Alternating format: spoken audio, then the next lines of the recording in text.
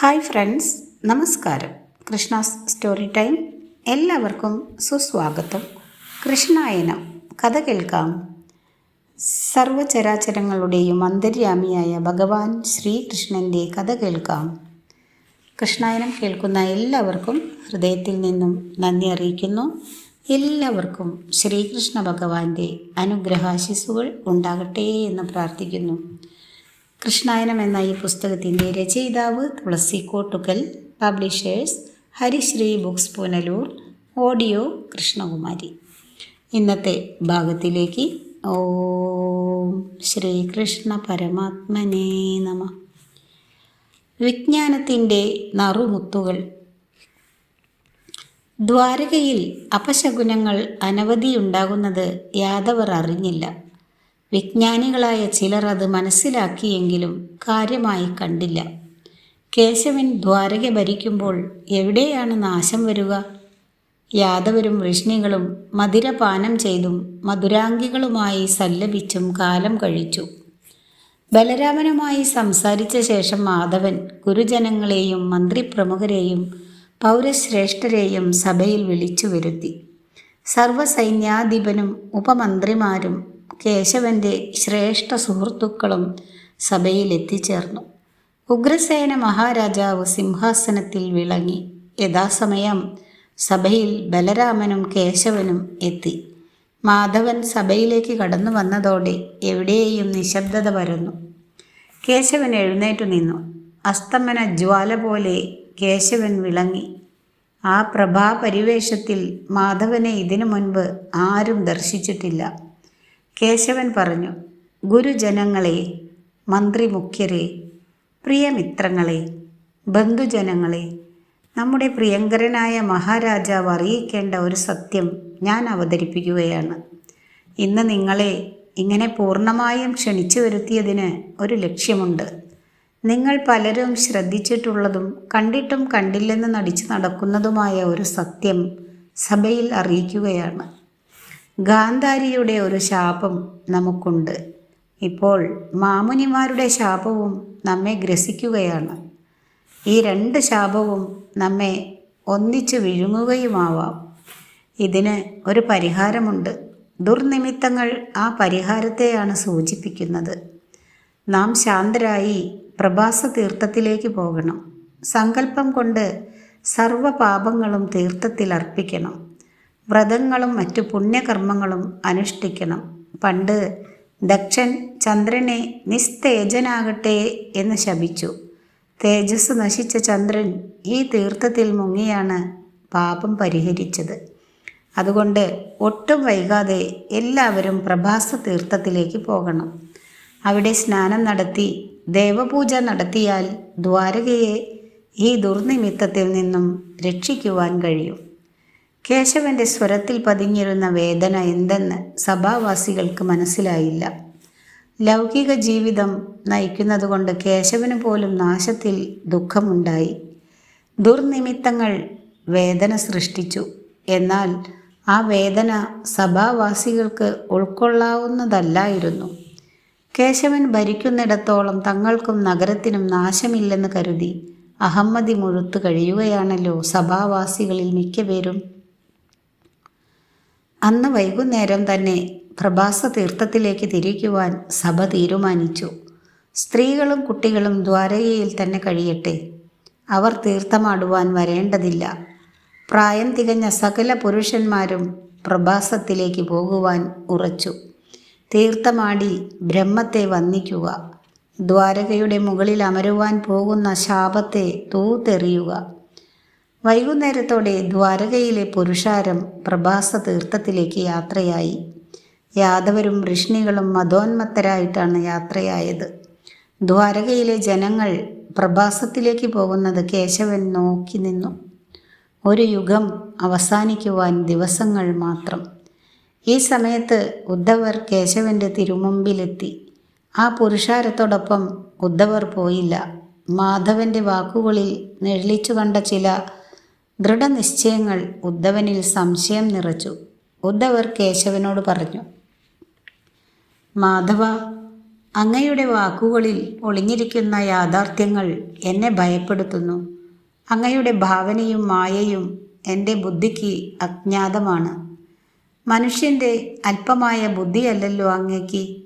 സംഭവങ്ങൾ ചിന്തിക്കാതെ തീരുമാനിക്കുവാൻ അങ്ങയ്ക്ക് കഴിയും. കേശവ, ഗാന്ധാരി ദേവിയുടെ ശാപം ഫലിക്കുമെന്നുറപ്പാണോ? കേശവൻ വീണ്ടും പഴയതുപോലെ പുഞ്ചിരിച്ചുകൊണ്ട് പറഞ്ഞു. ഉദ്ധവരെ, ഗാന്ധാരി ദേവി പതിവ്രതയായിരുന്നു. അവരുടെ ശാപം നിർവിശങ്കം ഫലിക്കുക തന്നെ ചെയ്യും. ഉദ്ധവരുടെ മുഖം മ്ലാനമായി. വിതുമ്പുന്ന സ്വരത്തിൽ അദ്ദേഹം ചോദിച്ചു, കേശവ, അങ്ങ് ഭൗതിക ജീവിതം കൈവെടിയുകയാണോ? മാധവൻ ഉദ്ധവരോട് പറഞ്ഞു. ഉദ്ധവരെ, അയഥാർത്ഥമായ ഈ ജീവിതശൽക്കം എടുത്തണിഞ്ഞിട്ട് 106 കൊല്ലമായി. ലൗകിക ജീവിതത്തിൻ്റെ ലക്ഷ്യവും നേടിക്കഴിഞ്ഞു. ഉണ്മയിലേക്കുള്ള പ്രയാണവും ആരംഭിക്കുവാൻ കാലമായി. കേശവ, അങ്ങയോളം ജ്ഞാനം എനിക്കില്ല. അതുകൊണ്ടായിരിക്കും താങ്കളുടെ വേർപാട് എന്നിൽ കടുത്ത വേദന നിറയ്ക്കുന്നത്. മാധവ, ഈ ദുഃഖം പ്രാപഞ്ചികമാണ്. മരണവേദന അകറ്റുവാനുള്ള മാർഗം നിർദ്ദേശിച്ചു തരണം. കേശവൻ പുഞ്ചിരിച്ചുകൊണ്ട് പറഞ്ഞു. ഉദ്ധവ, അങ്ങയുടെ ചോദ്യം നിസ്സാരമല്ല. പക്ഷേ ജ്ഞാനിയുടെ ഹൃദയത്തിലുള്ള ആകാംക്ഷ പരിഹരിക്കേണ്ടതാണ്. അങ്ങ് ഒരു കാര്യം ആദ്യം മനസ്സിലാക്കുക. ഒരു വസ്തുവിനോട് തോന്നുന്ന ആഗ്രഹമാണ് വേദനയായി രൂപപ്പെടുന്നത്.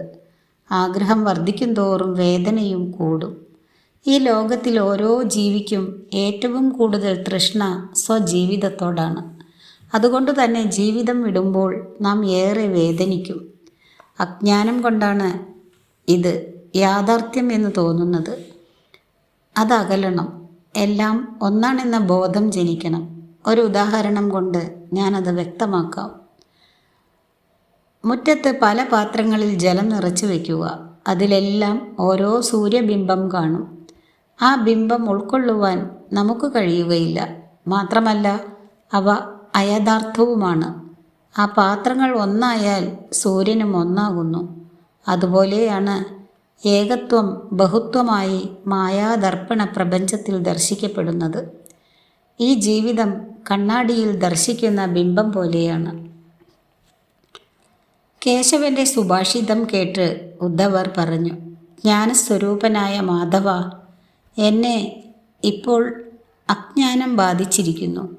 മായ അകന്ന് വിജ്ഞാനം വളരുവാനുള്ള മാർഗം ഉപദേശിച്ചു തരണം.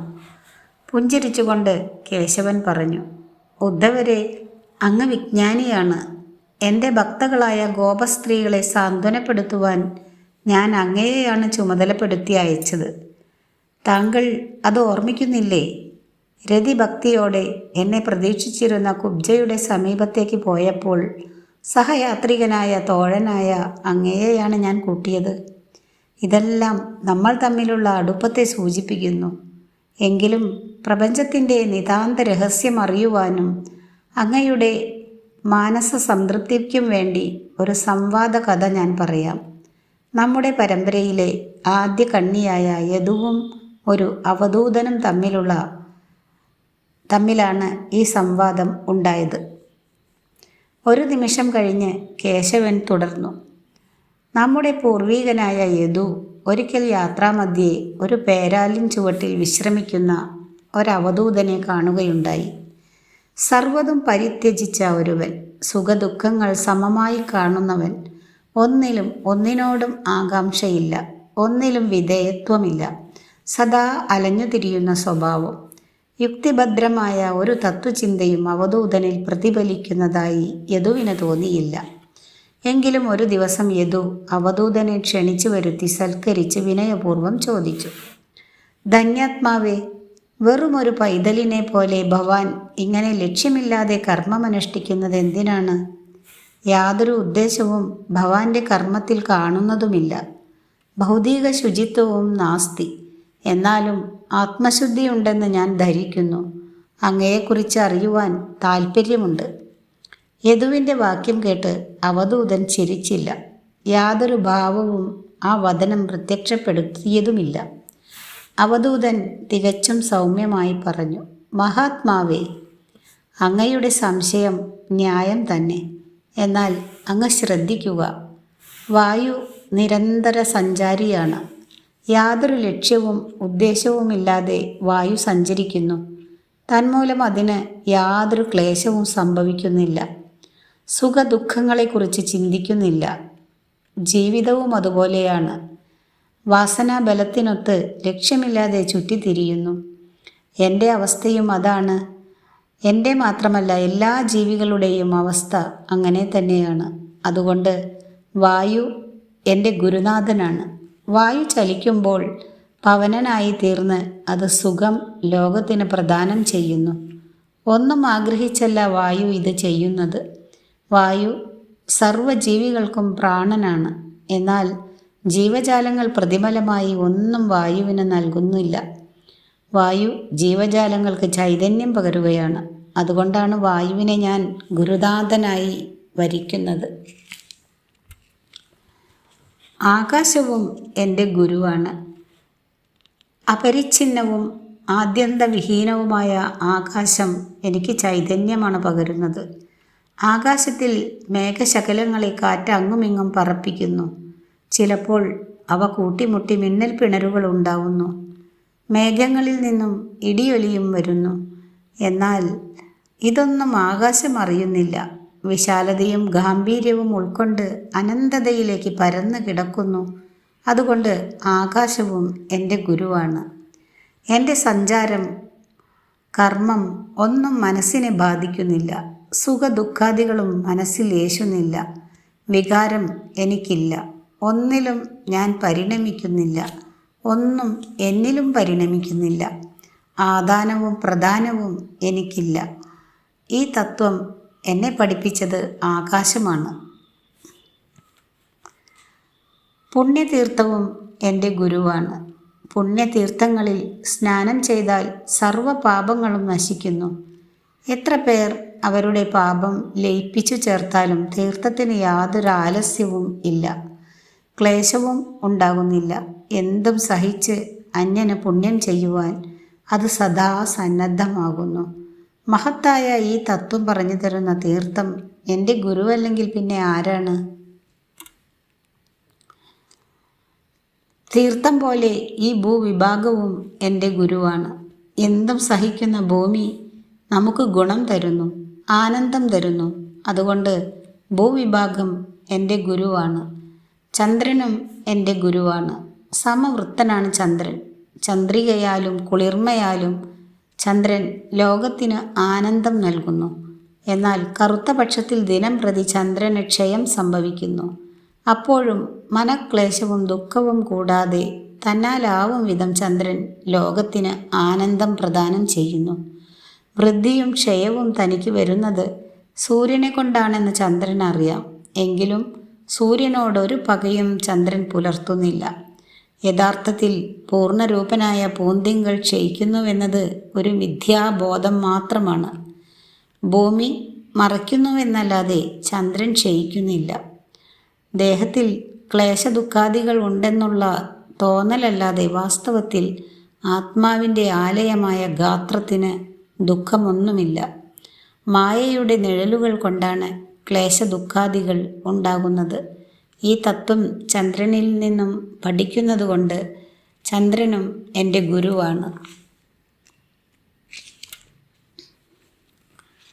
സൂര്യനും എൻ്റെ ഗുരുവാണ്. കാലസ്വരൂപനായ സൂര്യൻ ഒരു ദിവസം തന്നെ വ്യക്തനായും അവ്യക്തനായും കാണുന്നു.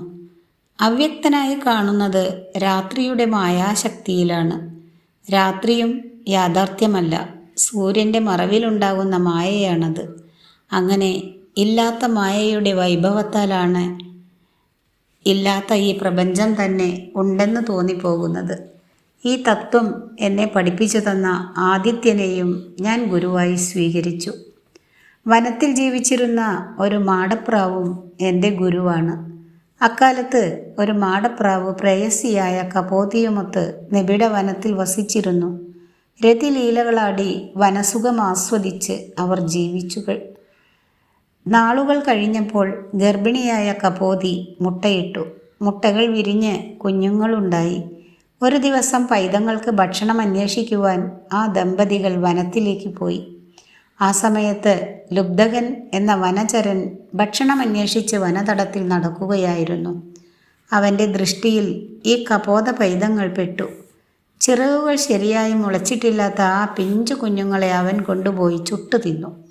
തീറ്റയുമായി മാതാപിതാക്കൾ തിരിച്ചു വന്നപ്പോൾ കൂട്ടിൽ കുഞ്ഞുങ്ങളില്ല. അവർ വൃക്ഷത്തിൻ്റെ ചുവട്ടിലെല്ലാം കുഞ്ഞുങ്ങളെ തിരഞ്ഞു കരഞ്ഞു. മാതാവിന് പുത്രദുഃഖം താങ്ങാവുന്നതിലും അപ്പുറമായിരുന്നു. കരഞ്ഞും കല്ലിൽ തല തല്ലിയും മോഹാലസ്യപ്പെട്ടും അവർ വിങ്ങിപ്പൊട്ടി. ഭർത്താവിൻ്റെ സാന്ത്വനമൊന്നും പെൺപക്ഷിക്ക് ആശ്വാസമായില്ല. അവൾ വിതുമ്പിക്കൊണ്ടേയിരുന്നു. തീറ്റയെടുക്കാതെ ഉറങ്ങാതെ പെൺപക്ഷി പുത്രാന്വേഷണം തുടർന്നു. ഒരു ദിവസം വനത്തിൽ പോയി തീറ്റയുമായി തിരിച്ചു വന്ന ആൺപക്ഷി കണ്ടത് ഒരു വട്ടശിലയിൽ തല തല്ലി മരിച്ചു കിടക്കുന്ന പെൺപക്ഷിയെയാണ്. തൻ്റെ ഭാര്യ കൂടി പോയപ്പോൾ ആൺപക്ഷി തളർന്നു. ആ കല്ലിലേറെ നേരം ഇരുന്നു. അവൻ്റെ മനസ്സ് പല തലങ്ങളിലും സഞ്ചരിച്ചു. അവൻ ഇങ്ങനെ ചിന്തിച്ചു: ആരും തനിക്ക് തുണയില്ല. ഭാര്യ മരിച്ചു, സന്താനങ്ങളെ ആരോ കൊന്നു. ഇനി ദുഃഖിച്ചിട്ട് എന്തു പ്രയോജനം? ചത്തവർ തിരിച്ചു വരുമോ? ഒരിക്കലുമില്ല. കഴിഞ്ഞുപോയ കാര്യങ്ങൾ ഓർത്ത് ദുഃഖിക്കുന്നവൻ വിഡ്ഢിയാണ്. സ്വയം പരിതാപം പറയുന്നവൻ അറിവില്ലാത്തവനാണ്. ഒന്നും ശാശ്വതമല്ല. ബന്ധങ്ങൾ ബന്ധനങ്ങളാണ്. അതുകൊണ്ട് സർവസംഗ പരിത്യാഗിയായി ജീവിക്കുക. ദുഃഖം വരരുത്. വരാനുള്ള വഴികൾ ഏറെയുണ്ടെങ്കിലും എല്ലാം ത്യജിക്കണം. സന്തോഷത്തോടെ ജീവൻ മുക്തിക്ക് പ്രയത്നിക്കണം. ഇങ്ങനെ തീരുമാനിച്ച് പ്രവർത്തിച്ച് ആ മാടപ്രാവ് മോക്ഷം നേടി. ഈ മാടപ്രാവ് എൻ്റെ ഗുരുനാഥനാണ്. മാടപ്രാവ് മാത്രമല്ല, പെരുമ്പാമ്പും എൻ്റെ ഗുരുനാഥനാണ്. ഭക്ഷണം അധികമോ സ്വല്പമോ ലഭിച്ചാലും മതിയെന്നോ പോരെന്നോ ഭാവിക്കാതെ ജീവിക്കുന്ന കൂട്ടരിൽ പ്രധാനിയാണ് പെരുമ്പാമ്പ്. കുറവിലും നിറവിലും സമത്വമാണ് പെരുമ്പാമ്പിന്. ലഭ്യമായതിനെ ഭക്ഷിച്ച് സന്തുഷ്ടിയോടെ അത് ജീവിക്കുന്നു. ഒരു മുനിയെപ്പോലെ ക്ലേശമേതുമോരാതെ സ്വസ്ഥമായി വസിക്കുന്ന ആ പെരുമ്പാമ്പിൻ്റെ ജീവിതത്തിൽ നിന്നും ഞാനൊന്ന് പഠിച്ചു. ആർത്തി ഒഴിവാക്കുക. കിട്ടേണ്ടത് കിട്ടുക തന്നെ ചെയ്യും. ആർത്തി തൃഷ്ണയാണ്. തൃഷ്ണ അഹങ്കാരമുണ്ടാക്കും. അഹങ്കാരം അഹന്തയാണ്. അഹന്ത മതമാണ്. മതം മാത്സര്യം സൃഷ്ടിക്കും. മാത്സര്യം പോരുണ്ടാക്കും. പോര് ജീവിതത്തെ നരകത്തിലാഴ്ത്തും. അതുകൊണ്ട് പെരുമ്പാമ്പിനെ പോലെ ഞാൻ സ്വസ്ഥനായി വസിക്കുന്നു. യദുകുല തിലകമേ, ഇനിയും താങ്കൾ കേട്ടാലും സമുദ്രവും എൻ്റെ ഗുരുവാണ്. വിസ്താരമേറിയ ശരീരത്തെ വഹിച്ച് ഇന്ദ്രിയവിഹീനനായി പ്രസന്ന ഗംഭീരനായി സാഗരം കിടക്കുന്നു. മലിനവാഹിനികൾ അനവധി വന്നു പതിച്ചാലും പുണ്യവാഹിനികൾ നിരവധി വന്നു ചേർന്നാലും സമുദ്രത്തിന് തെല്ലും ചലനമില്ല. നിസ്പൃഹനായി സാഗരം സന്തോഷ സന്താപങ്ങളില്ലാതെ വിലസുന്നു. ആരെന്ത് നൽകിയാലും സഹിച്ച് ത്യാഗിയെപ്പോലെ സമുദ്രം വിരാജിക്കുന്നു. ആ സമുദ്രവും എൻ്റെ ഗുരുവാണ്. മാത്രമല്ല, എരിതീയിൽ പൊരിഞ്ഞു വീഴുന്ന ശലഭവും എൻ്റെ ഗുരുവാണ്. പ്രഭാത പ്രദോഷങ്ങളെ സുസ്മേരമാക്കുന്ന നിരവധി പൂക്കളെ കണ്ട് ആഗ്രഹത്തോടെ ശലഭങ്ങൾ അണയുന്നു.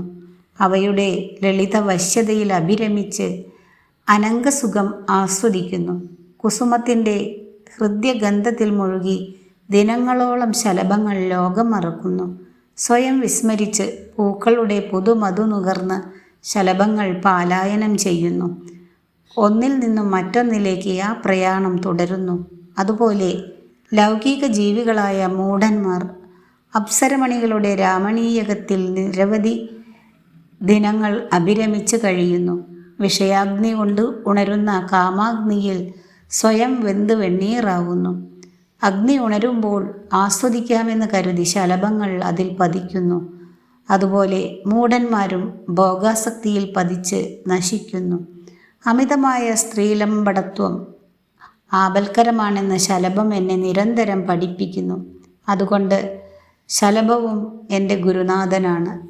അവധൂതൻ തുടർന്നു: ശലഭം മാത്രമല്ല, തേനീച്ചയും എൻ്റെ ആചാര്യനാണ്. മക്ഷികകൾ അക്ഷീണം പരിശ്രമിച്ചാണ് മധു സമ്പാദിക്കുന്നത്. യഥാർത്ഥത്തിൽ തെണ്ടി നടന്നാണ് അവർ തേൻ അറകളിൽ എത്തിക്കുന്നത്. സ്വാർത്ഥനായ മനുഷ്യനും മറ്റു ജീവികളും നിഷ്കരുണം അവരുടെ മധു അപഹരിക്കുന്നു. തങ്ങൾ സമ്പാദിച്ച ജീവിത ലാഭം അന്യൻ കവർന്നത് കണ്ടിട്ടും പരിഭ്രമിക്കാതെ മധുമക്ഷികകൾ അവയുടെ ജോലി അഭംഗുരം നടത്തുന്നു. മരണം വരെ അവർ ആ ജോലി പരന്മാർക്ക് വേണ്ടി അനുഷ്ഠിക്കുന്നു. ക്ലേശങ്ങൾ മറന്ന് പരോപകാരാർത്ഥം പരിശ്രമിക്കുന്ന തേനീച്ച ആ നിലയിൽ എൻ്റെ ആചാര്യൻ തന്നെയാണ്. രാജാവേ, കാർനിറമാണ്ട കരിവണ്ടും എൻ്റെ ഗുരുനാഥനാണ്. നല്ലതും ചീത്തയും നോക്കാതെ എല്ലാ പുഷ്പത്തിലും പകർന്നു നടന്ന് രസമറിയുന്ന വണ്ട് സമഭാവം ഉൾക്കൊള്ളുന്നവനാണ്.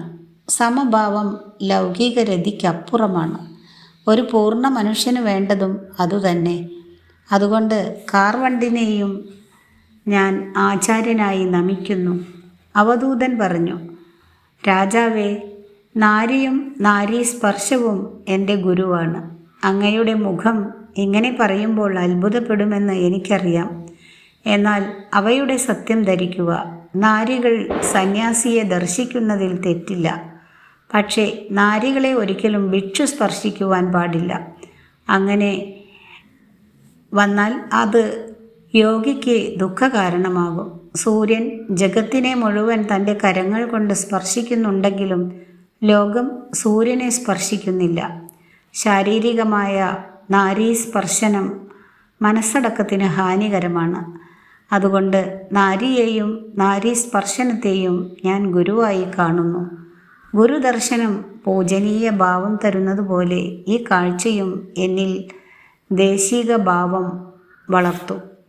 അതുപോലെ മത്സ്യവും എൻ്റെ ഗുരു തന്നെ. ചൂണ്ടയിൽ ചെന്ന് സ്വയം കൊത്തി മരണമടയുന്ന മത്സ്യം, അതുപോലെ നിന്ദ്യവും ഹീനവുമായ വികാരങ്ങളിൽ ചെന്ന് മുട്ടി സ്വയം ഉള്ളിലാക്കി നാശം വരിക്കുന്ന മനുഷ്യൻ, ഇതൊരിക്കലും പാടില്ലെന്ന് സ്വജീവിതത്തിലൂടെ പ്രകടമാക്കുന്ന മത്സ്യങ്ങളെ ഞാൻ ഗുരുവായി വരിക്കുന്നു. അത്തരം ഭാവത്തിൽ നിന്ന് മോചനം നേടുകയും ചെയ്യുന്നു. രാജൻ, കേൾക്കുക. ശൃംഗാരത്തിൽ മുഴുകി മനുഷ്യൻ എത്ര കാലം കഴിഞ്ഞാലും ഇന്ദ്രിയമുക്തനാവുകയില്ല. തേജസ് ലഭിക്കണമെങ്കിൽ ലൗകിക രതിക്ക് മോചനം നൽകണം. ഇന്ദ്രിയവംശനായ ഒരുവന് ലൗകിക രതി വന്നാലും മോചനം ക്ഷിപ്രസാധ്യമാണ്. ഇക്കാര്യം അങ്ങ് ഭംഗിയായി ധരിക്കണം. ഒരു പൂർണ്ണ മനുഷ്യൻ ഉൾക്കൊള്ളേണ്ട പ്രധാന തത്വമാണിത്. ഈ ദർശനം വ്യക്തമാക്കുന്ന ഒരു കഥ ഞാൻ പറയാം. ഇതോടുകൂടി ഈ ഭാഗം അവസാനിച്ചിരിക്കുന്നു. അടുത്ത ദിവസം പിംഗല കഥ എന്ന ഭാഗം കേൾപ്പിക്കാം. വീഡിയോ ഇഷ്ടമായാൽ എല്ലാവരും ഒന്ന് ലൈക്ക് ചെയ്യുക. സബ്സ്ക്രൈബ് ചെയ്യാതെ വീഡിയോ കേൾക്കുന്നവരെല്ലാം ഒന്ന് സബ്സ്ക്രൈബ് കൂടി ചെയ്യുക. താങ്ക്